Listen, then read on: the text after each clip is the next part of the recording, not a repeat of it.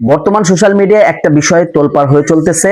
আমাদের শিবচরের এমপি হানজালা সাহেব সর্বোচ্চ শাস্তি চেয়েছে যারা রাসূল সাল্লাল্লাহু আলাইহি সাল্লামকে অবমাননা করবে, অর্থাৎ কটূক্তিমূলক কথা বলবে, কটূক্তিমূলক পোস্ট করবে, গালিগালাজ করবে, তাদেরকে সর্বোচ্চ শাস্তি চেয়েছে সংসদে। এই বিষয়টা সমস্ত আলেম এবং তাওহীদ জনতার একই মত। কিন্তু কিছু নামধারী সুন্নি আছে, কিছু নামধারী ভণ্ড আছে যারা রাসূল সাল্লাল্লাহু আলাইহি সাল্লামকে অবমাননা করলে সেটা সাপোর্ট করে মনে মনে। ওই শয়তানের বাচ্চাগুলো শুধুমাত্র বিরোধিতা করতেছে। দেখেন, হানজালা সাহেব ভালো একটা পদক্ষেপ নিয়েছে, ভালো একটা কথা বলেছে, কিন্তু কিছু নামধারী সুন্নি আছে, ওই সুন্নিরা যাদেরকে ওয়াহাবি বলে গালি দিচ্ছে ওরাই সুন্নতের উপর প্রতিষ্ঠিত, যারা ওয়াহাবি মূলত। আর যারা সুন্নি দাবি করে ওরাই ভণ্ড, শুধু জিলাপি খাওয়া সুন্নি। আল্লাহ রসুলদের নিয়ে কটূক্তি করলে কোনোদিন মাঠে নামতে দেখি না ওদেরকে।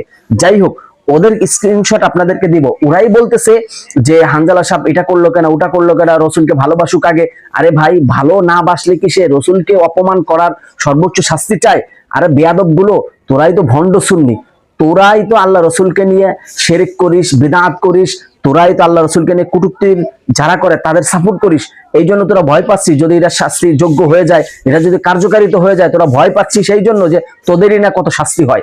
না হলে তোরা তো জীবনে কোনোদিন হানজালা সাহেবের এই কথার বিরোধিতা করতে না, একমত থাকতে। আপনারা কি বলেন?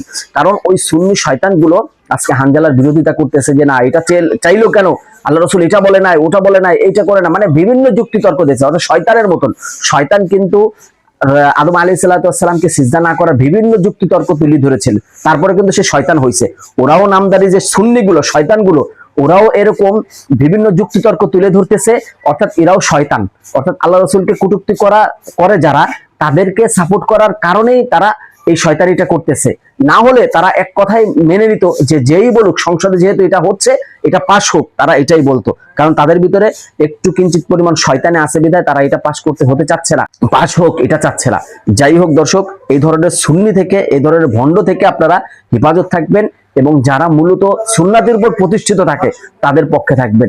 আল্লাহ পাক রব্বুল আলামিন সকলকে হেফাজত করুক এবং সর্বোচ্চ শাস্তির আইন, আল্লাহ রসুলকে বকা দিলে, গালি দিলে এটা পাশ হোক। আইনে কে কে চান অবশ্যই শেয়ার করবেন তারা, এবং কমেন্ট করে জানাবেন, ভিডিওটি লাইক এবং শেয়ার করে দেবেন। তো সবাই ভালো থাকবেন। আসসালামু আলাইকুম ওয়া রাহমাতুল্লাহ।